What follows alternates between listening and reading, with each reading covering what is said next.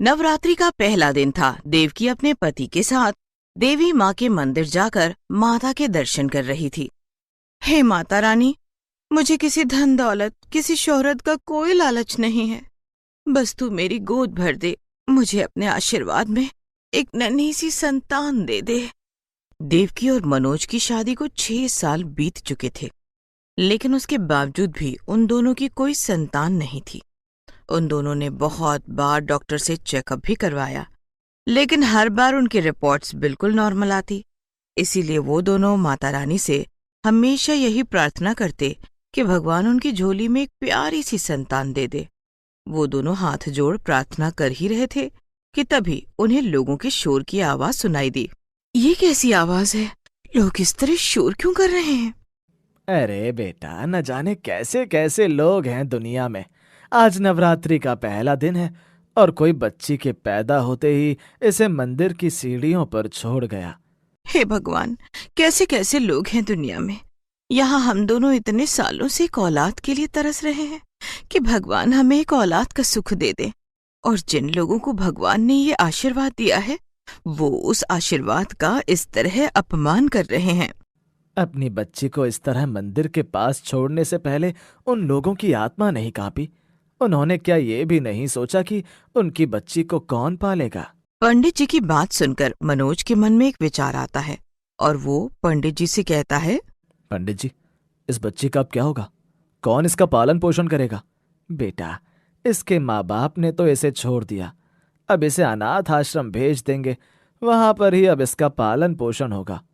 पंडित जी, मैं नहीं चाहता कि इस मासूम बच्ची को अपना पूरा बचपन एक अनाथ आश्रम में गुजारना पड़े। वैसे भी हमारी कोई औलाद नहीं है, तो क्या हम इस बच्ची को गोद ले सकते हैं? हो सकता है कि माता रानी की भी यही मर्जी हो। मनोज की बात सुनकर देवकी भी बहुत खुश होती है और वो उस नन्ही सी बच्ची को लेकर अपने घर आ जाते हैं। वो उस बच्ची को बिल्कुल अपने सगे बच्चे की तरह प्यार करते हैं और बड़े ही प्यार से उसका नाम रोशनी रखते हैं। समय बीतता है, धीरे धीरे वो बच्ची 5 साल की हो जाती है। पापा, आपने मुझे कहा था कि आप मेरे लिए एक गुड़िया लेकर आओगे। कहाँ है मेरी गुड़िया? मैं आज शहर जाऊंगा तो तेरे लिए गुड़िया ले आऊंगा मेरी बच्ची। जा जल्दी से मेरे लिए खाने का डब्बा ले आ, फिर मुझे शहर के लिए निकलना है। ठीक है पापा, मैं अभी लेकर आती हूँ। रोशनी अपनी माँ के पास जाकर अपने पिताजी के लिए खाने का डब्बा लेकर आती है। मनोज खाने के डब्बे को लेकर शहर के लिए निकल जाता है कि तभी एक सड़क दुर्घटना में उसकी मृत्यु हो जाती है, जिसके बाद देवकी और रोशनी दोनों बिल्कुल अकेली पड़ जाती हैं। रोशनी की सारी जिम्मेदारी अब देवकी पर आ जाती है। माँ, मुझे पापा की बहुत याद आती है। वो हम दोनों को छोड़कर क्यों चले गए? ऐसा कहते हुए रोशनी सिसकियां भरते हुए रोने लगती है। तभी देवकी उसे चुप कराते हुए अपने सीने से लगा लेती है और उसे प्यार से समझाती है। कुछ समय बाद देवकी एक सरकारी स्कूल में रोशनी का दाखिला करवाती है और घर का खर्चा चलाने के लिए एक ढाबे वाले के यहाँ काम पर लग जाती है। माँ देखो, आज मुझे क्लास में फर्स्ट प्राइज मिला। मैं पूरी क्लास में फर्स्ट आई हूँ। अरे वाह मेरी गुड़िया, मैं चाहती हूँ कि तुम इसी तरह खूब पढ़ लिख कर खूब कामयाब बनो, खूब तरक्की करो। तुम अपनी माँ की तरह गरीब नहीं, बल्कि पढ़ लिख कर एक बहुत अमीर और कामयाब इंसान बनो। माँ, तुम जो मुझे पढ़ाने के लिए दिन रात इतनी मेहनत करती हो, देखना एक दिन में बहुत सारा पैसा कमा कर तुम्हें बहुत अच्छी जिंदगी दूंगी। फिर तुम्हें इस तरह ढाबे वाले अंकल के यहाँ इतना सारा काम नहीं करना पड़ेगा। हाँ मेरी बच्ची, एक दिन ऐसा जरूर आएगा। चल अब तू खाना खा ले। मैंने आज तेरे लिए आलू मटर डालकर चावल का पुलाव बनाया है। अरे वाह माँ, ये तो मुझे बहुत पसंद है। रोशनी बहुत खुश होकर आलू मटर वाले पुलाव को खाती है और सो जाती है। यूं ही समय बीतता है और रोशनी अपनी 12वीं की परीक्षा भी अच्छे नंबरों से पास कर लेती है। माँ, मैंने अपनी 12वीं की परीक्षा तो अच्छे नंबरों से पास कर ली, लेकिन अब मैं आगे और पढ़ना चाहती हूँ। हाँ, तो पढ़ने के लिए भला तुझे किसने मना किया है? तू जितनी मर्जी पढ़ना चाहती है उतनी पढ़ाई कर। माँ, मैं जानती हूँ तुम चाहती हो कि मैं आगे की पढ़ाई करूँ, लेकिन आगे की पढ़ाई बहुत महंगी है। तुम कैसे मेरी पढ़ाई का खर्चा उठाओगी? अरे मेरी बच्ची, उस सब की चिंता तू मत कर। तू बस मुझे ये बता कि तुझे पढ़ने के लिए कितने पैसे चाहिए। जब तक तेरी माँ जिंदा है ना, तुझे पैसों के बारे में चिंता करने की कोई जरूरत नहीं है। बता, तुझे क्या पढ़ाई करनी है? माँ, मैं शहर जाकर MBA करना चाहती हूँ। उसमें लगभग 5 लाख का खर्चा आएगा। देवकी एक बड़ी ही गरीब औरत थी, इसीलिए उसके लिए 5 लाख जैसी बड़ी रकम एक साथ इकट्ठा करना बहुत ही मुश्किल था। लेकिन वो अपनी बेटी की पढ़ाई में कोई भी अड़चन नहीं चाहती थी, इसीलिए उसने अपने गहनों को बेच दिया। लेकिन जब उन पैसों से भी काम नहीं बना, तो देवकी ने अपना घर भी जमींदार जी के पास गिरवी रख दिया और अपनी बेटी की आगे की पढ़ाई के लिए पैसों का इंतजाम किया। माँ, तुमने मेरी पढ़ाई के लिए अपने गहने तक बेच दिए, यहाँ तक कि तुमने हमारे घर को भी गिरवी रख दिया। मैं अपनी पढ़ाई पूरी होते ही तुम्हें ये घर और तुम्हारे गहने वापस दिलाऊंगी। मैं शहर जाकर अपनी पढ़ाई के साथ साथ कोई छोटा मोटा काम भी करूंगी, जिससे हर महीने कर्जे की किश्त चुकाने में मैं तुम्हारी मदद कर सकूं। अपनी MBA की पढ़ाई करने के लिए रोशनी शहर चली जाती है, जहाँ पर उसके बहुत सारे नए दोस्त बनते हैं। यार रोशनी, तुम सच में बहुत बोरिंग हो यार। या तो तुम हर समय पढ़ती रहती हो या फिर काम में लगी रहती हो। लाइफ को थोड़ा एंजॉय करो यार। ये टाइम दोबारा लौटकर नहीं आने वाला। ये समय दोबारा लौटकर नहीं आने वाला, इसीलिए तो मैं इतनी मेहनत कर रही हूँ। मेरी माँ ने मुझे यहाँ तक पढ़ाने के लिए बहुत कुछ खोया है, इसीलिए मैं इस तरह अपना समय बर्बाद नहीं कर सकती। मुझे अपना ध्यान बस अपनी पढ़ाई पर रखना है। शुरू में तो रोशनी अपनी पढ़ाई और काम को लेकर बहुत सीरियस थी। उसने कुछ महीने पार्ट टाइम काम करके अपनी माँ के पास पैसे भी भेजे, लेकिन उसके बाद धीरे धीरे उसे भी शहर की हवा लगने लगी और वो अपने काम और पढ़ाई से ज्यादा दोस्तों के साथ घूमने फिरने लगी। अब तो उसने अपनी माँ के पास हर महीने पैसे भेजने भी बंद कर दिए और फोन करके अपनी माँ का हालचाल लेना भी बंद कर दिया। बहुत दिन हो गए, रोशनी का फोन नहीं आया। आज मैं ही उसके पास फोन करके उससे बात कर लेती हूँ। 2 महीने से जमींदार साहब के पैसे भी पूरे नहीं दिए। लगता है रोशनी पैसे भेजना भूल गई। मैं उसे फोन करके याद दिला देती हूँ। देवकी रोशनी के पास फोन करती है। रोशनी फोन उठाती है। क्या हुआ माँ, तुमने मेरे पास फोन क्यों किया? बेटा, 2 महीने से तुझसे बात नहीं हुई। सब कुछ ठीक तो है ना? हाँ माँ, सब कुछ ठीक है। तुम बताओ, तुम कैसी हो? मैं तो ठीक हूँ बेटा। वो मैं कह रही थी कि 2 महीने से जमींदार साहब के किश्त के पूरे पैसे नहीं चुका पाई हूँ। तू थोड़े पैसे भेज देती तो मैं जमींदार साहब को किश्त के पैसे दे देती। माँ, मुझे समझ नहीं आता, तुम वहाँ अकेली रहती हो ना ही तुम्हारा कोई ज्यादा खर्चा है। ढाबे वाला तुम्हें ठीक ठाक पैसे भी दे देता है, उसके बाद भी तुम हर महीने किश्त के पैसे मुझसे मांगती हो। यहाँ पर पहले ही मेरा इतना खर्चा है, मेरे पास तुम्हें देने के लिए बिल्कुल भी पैसे नहीं है। मुझे अब क्लास के लिए जाना है, मैं फोन रखती हूँ। इतना कहकर रोशनी फोन रख देती है। देवकी को उसकी ऐसी बातों से बहुत ठेस पहुंचती है। कुछ समय बाद रोशनी की पढ़ाई पूरी हो जाती है और उसकी अच्छी नौकरी भी लग जाती है। लेकिन नौकरी लगने के बाद जब उसके हाथ में पैसा आता है तो वो अपनी माँ को भूल ही जाती है। देवकी ने जो बचपन से उसके लिए इतना सब किया, वो कुछ भी याद नहीं रखती।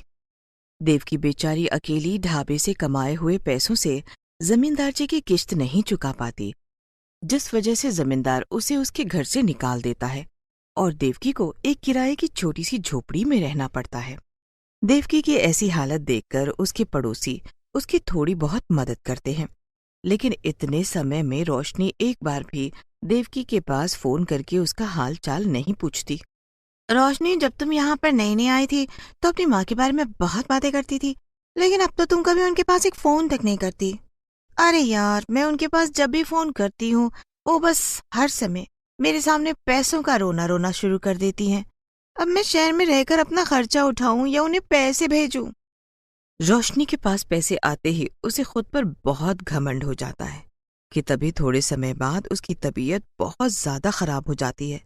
उसकी तकलीफ के समय उसका कोई भी दोस्त उसका ख्याल नहीं रखता।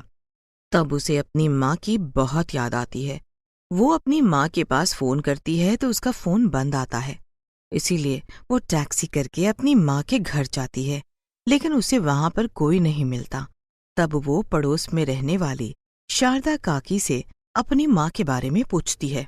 शारदा काकी, माँ कहीं बाहर गई है क्या? मैं कल से उनके पास फोन भी कर रही हूँ, लेकिन उनका फोन लगातार बंद आ रहा है।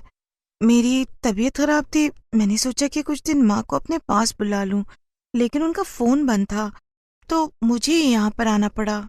वाह बिटिया रानी, जब खुद की तबीयत खराब हुई तो अपनी सेवा करवाने माँ के पास चली आई।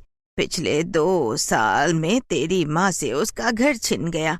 कितनी बार उसने तेरे पास फोन किए, तब तो तूने उससे बात तक नहीं की। तुझे तो उसका एहसानमंद होना चाहिए।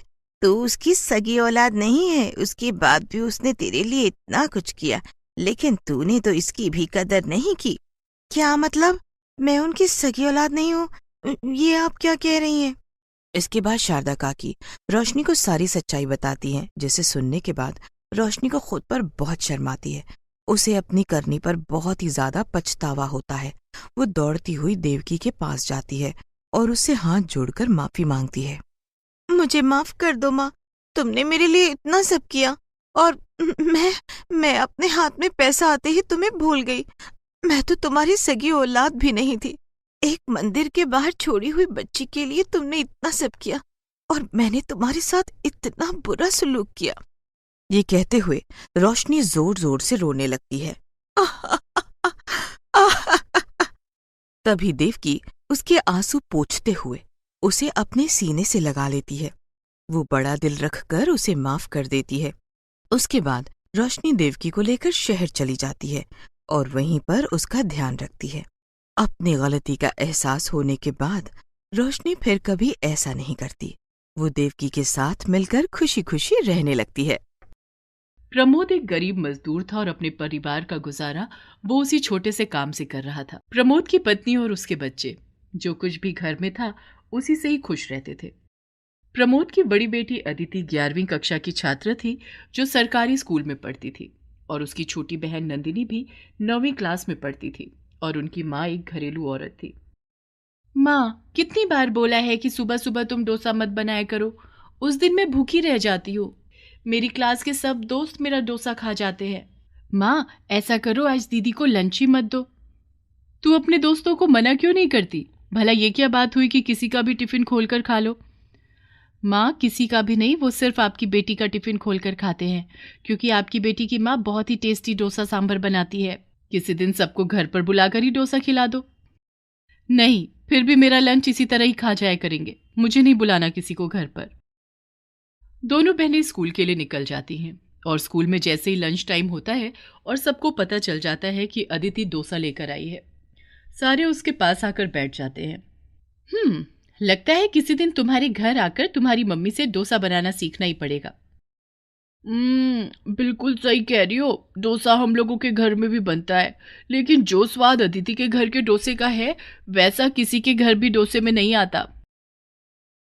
अदिति बेचारी चुपचाप बैठे हुए देख रही थी और सब लोग मजे से उसका लंच खा रहे थे। जिस दिन वो डोसा लेकर आती थी तो 3-4 डोसे लेकर आती थी।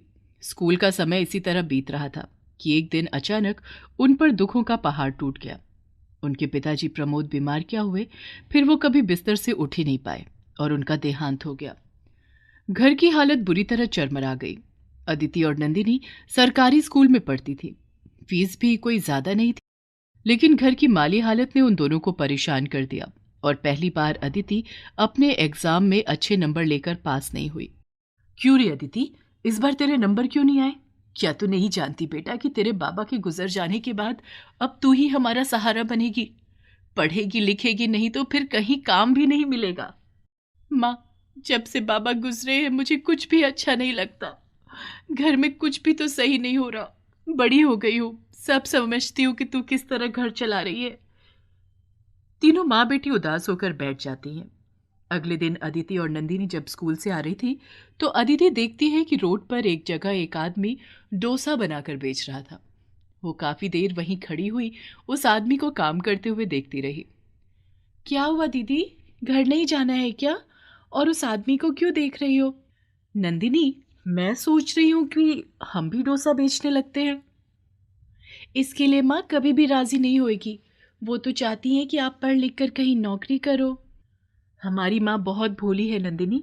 उन्हें नहीं पता कि अभी पढ़ाई करके नौकरी मिलने में कई साल लग जाएंगे। वो तो पढ़ी लिखी भी नहीं है कि कहीं नौकरी कर ले। अब हमें ही कुछ सोचना होगा।